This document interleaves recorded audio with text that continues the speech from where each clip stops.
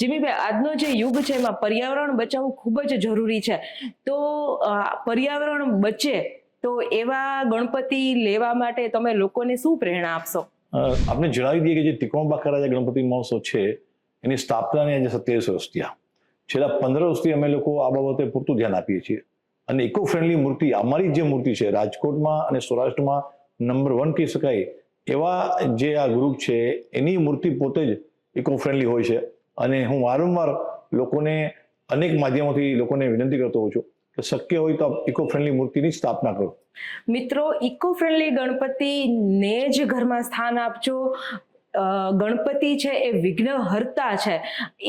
એવી પીઓપીની કે અધર એવા કોઈ કેમિકલ યુક્ત મૂર્તિ લાવીને વિઘ્નને તમે પર્યાવરણમાં આમંત્રણ ન આપો, એવી મારી અને જીમીભાઈની પર્સનલી આપણે અનુમોદન છે અને અનુમોદન છે કે ઇકો ફ્રેન્ડલી ગણપતિ જ લાવજો.